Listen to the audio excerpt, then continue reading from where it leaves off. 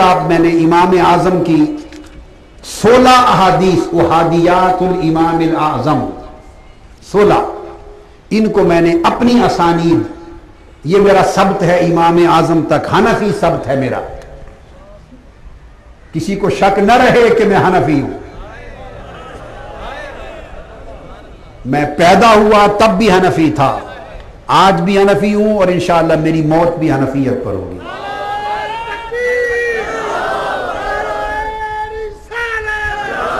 اور یہ انہی کا فیض ہے، یہ ان کا فیض ہے کہ امام اعظم کی نوکری کر رہا ہوں۔ تو میری جو اسانید ہیں امام الاعظم ابی حنیفہ، اسانید متصلہ، اس کا ثبت میں نے نام رکھا ہے الانوار النبویہ فی الاسانید الحنفیہ۔ حلیۃ الراوی والقاری وہ میرا ثبت تھا امام بخاری تک، صحیح بخاری میں، یہ امام اعظم کی فقہ حنفی اور آپ کی مرویات اور حدیث کے لیے میری متصل اسانید جو امام اعظم تک جاتی ہیں، اور یہ اکابر علماء کو امام اعظم تک اسانید متصلہ کا ثبت ما احادیات امام الاعظم، یہ تحفہ آج پیش کر رہا ہوں انشاءاللہ۔ اس میں میں نے 16 کی 16 احادیات نقل کر دی، روایت کر دی، اور ساتھ نیچے جو ایک قابل توجہ بات ہے، ہر حدیث کے نیچے تخریج کر دی، اور یہ لکھ دیا ہے کہ یہ حدیث امام اعظم نے تو ایک صحابی سے اپنی سند سے روایت کی، وہ تو انہوں نے روایت کی، مگر اسی حدیث کا متن امام بخاری نے اپنی سند کے ساتھ درج کیا ہوا ہے، امام مسلم نے اپنی سند کے ساتھ، امام ترمذی نے اپنی سند کے ساتھ،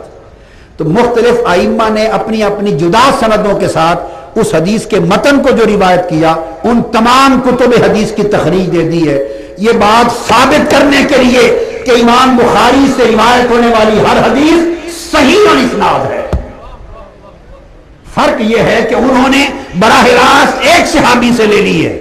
باقی ائمہ حدیث نے کئی واسطوں سے اپنی سند کے ساتھ لے لی ہے، مگر وہ متن جو امام اعظم پہلے روایت کر چکے تھے، جب نہ بخاری وجود میں آئی تھی، نہ مسلم، نہ ترمذی، نہ مسند احمد بن حنبل، جب یہ کتابیں ترتیب میں نہیں آئی تھی، لکھی نہیں گئی تھی، ان حدیثوں کے مصنف ائمہ جب پیدا نہیں ہوئے تھے، امام اعظم نے اس وقت روایت کر دی تھی جو حدیثیں، بعد میں جب یہ ائمہ حدیث تشریف لائے، انہوں نے اپنی عظیم کتب مرتب کی، تو اپنی اپنی الگ سند کے ساتھ انہی حدیثوں کے متن انہوں نے روایت کر دیے۔ ان کا ان حدیثوں کے متون کو، متنوں کو لینا، جدا جدا سند کے ساتھ ان حدیثوں کے متن کو لے لینا، اس بات کی دلیل بن گئی کہ امام بخاری، امام اعظم ابو حنیفہ ضعیف الحدیث نہ تھے، بلکہ صحیح الحدیث تھے، اور صحیح الاسناد تھے، اور آپ ثقہ تھے، اور آپ عدول تھے، آپ مامون تھے، آپ اصح تھے، اور آپ اوثق تھے، کیونکہ جو انہوں نے روایت کیا اسی حدیث کے متن کو بعد کے اماموں نے اپنی الگ متن، اپنی سند کے ساتھ وہ متن لے لیا، تائید ہو گئی۔ تو یہ دوسری کتاب، آپ یہ دو چیزیں میں نے کل مکمل کی تھی، رات ساری اور کل کا دن پریس والوں نے لگا کے آج صبح چھاپ کے مکمل کی۔ میں نے کہا اس موقع پر آنے والے لوگوں کو یہ تو، اور یہ دونوں کتابوں کے پہلے پیج پر امام اعظم کی مہر مبارک کا عکس چھاپ دیا گیا، ان دونوں کتاب کیوں، تاکہ تبرک کے طور پہ آپ کے ساتھ رہے۔ یہ میں عرض یہ کر رہا تھا کہ صحابہ کرام سے جو امام اعظم نے براہ راست سماع کیا، تو وہ پہلا طبقہ ہے آپ کے شیوخ کا اور آپ کے اساتذہ کا۔ اس کے بعد اب ہم آتے ہیں اس امر کی طرف کہ امام اعظم نے علم حدیث جو لیا 4000 اساتذہ سے، اس کے بعد امام خوارزمی نے جو مرتب ہیں اور مؤلف ہیں جامع المسانید کے، انہوں نے، اور امام الموفق المکی نے مناقب الامام میں، اور امام کردری نے مناقب الامام میں، اور ان کے علاوہ پھر بہت سارے دیگر ائمہ اور مورخین نے بیان کیا، ابن حجر مکی تک اور امام جلال الدین سیوطی تک 4000 امام اعظم کے شیوخ ہیں۔ ان میں سے انہوں نے کہا کہ 800 شیوخ کے نام دستیاب ہیں، کسی نے 730، مثلا امام بخاری نے اگر 1080 فرمائے تو نام دستیاب نہیں ہے، نام چند ایک کے دستیاب ہوتے ہیں، اور پھر وہ فہرستیں مرتب کی گئیں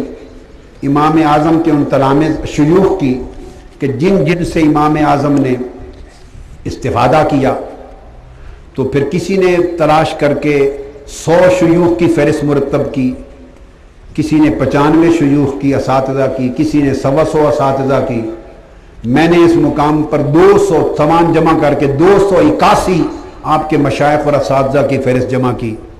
اور تعداد 750 800 تک جاتی ہے، اور کتب میں یہ بات درج ہے کہ اصل مشائخ آپ کے جن سے آپ نے علم حدیث لیا ان کی تعداد 4000 تھی۔ بڑی اہم چیز جو قابل توجہ وہ یہ کہ امام اعظم ابو حنیفہ نے 3 مقامات ہیں بطور خاص جہاں علم حدیث کے اصول کے لیے سفر کیے۔ سب سے پہلے تو جس کا ذکر ہم آگے کریں گے، آپ کوفہ کے رہنے والے، اور کوفہ علم حدیث کا، یاد رکھ لیں میں خاص بات کہنے والا ہوں،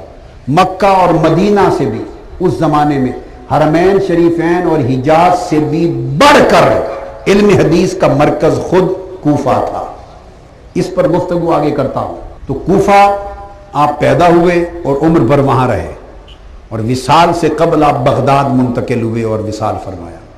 تو گویا علم حدیث کے گھر میں آپ پیدا ہوئے، وہیں پلے اور وہیں امامت کی، جہاں دنیا کے اطراف و اکناف سے ائمہ حدیث چل کر حدیث لینے آتے تھے جس شہر، وہ شہر امام اعظم کی پیدائش اور پرورش کا شہر۔ تعجب کی بات ہے کہ باہر سے سفر کر کے آنے والے ہزارہا حدیث کوفہ سے لے جائیں، اور امام اعظم جو پوری کوفہ کا مرکز و محور تھے ان کو اس کوفہ میں حدیث کا علم نہ ملے۔ دوسرا مرکز امام اعظم نے جہاں سے لیا وہ حرمین شریفین تھا، یہ علم حدیث کا مرکز تھا۔ تیسرا مرکز بہت بڑا سب سے اعلیٰ مرکز بصرہ تھا، اس کے علاوہ باقی بے شمار علاقے تھے، جزیرہ ہے، دمشق ہے، پھر بے شمار علاقے تھے، مگر سب سے اوپر ترتیب بنائیں تو کوفہ، حجاز، بصرہ، یہ ترتیب میں سب سے اوپر آتے۔ حجاز میں مکہ اور مدینہ آ گیا، یہ علم حدیث کے سب سے بڑے مراکز تھے۔ امام اعظم کوفہ کا تعلق یہ کہ کوفہ میں تو پوری عمر رہے، اور کہتے ہیں کہ کوفہ کے علم کا سب سے بڑا وارث ابو حنیفہ تھا۔ بصرہ میں امام ابو الحسن بصری، امام حسن بصری رضی اللہ تعالیٰ عنہ جیسے تابعین اور دیگر اکابر محدثین، ان سے حدیث لینے کے لیے امام اعظم ابو حنیفہ نے 20 مرتبہ بصرہ کا سفر کیا، 20 مرتبہ۔ جو علم حدیث بصرہ میں تھا 20 مرتبہ سفر اور قیام کر کے لائے۔ اب رہ گیا حجاز، مکہ اور مدینہ۔ لوگوں کو بالعموم یہ خبر نہیں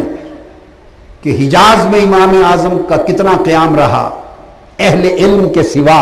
عامت الناس کو اس کی خبر نہیں۔ یہ بات بتانا چاہتا ہوں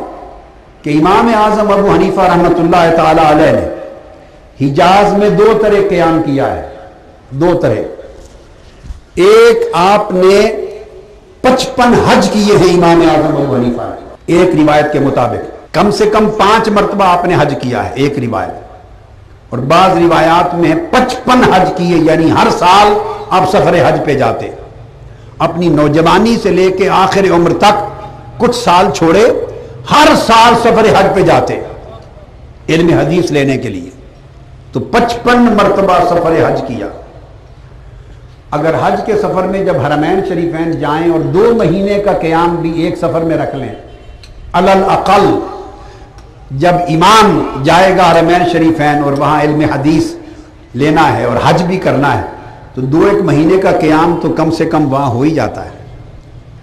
2 مہینے کا قیام بھی کیا جائے تو 55 مرتبہ کے سفر میں 110 مہینے حرمین شریفین کا قیام بنتا ہے۔ 110 مہینے کتنے سال ہوتے ہیں؟ یہ تقریباً 9 سال بنتے، تقریباً 9 سال۔ اب کوئی اس کو اور کم کرنا چاہے، کہے جی 2 مہینے قیام نہیں، مہینہ قیام کر لیں، تو مہینہ قیام ہو تو 4.5-5 سال ہوئے۔ صرف جو دوران حج مکہ اور مدینہ کی اقامت کا قیام بنتا ہے 3.5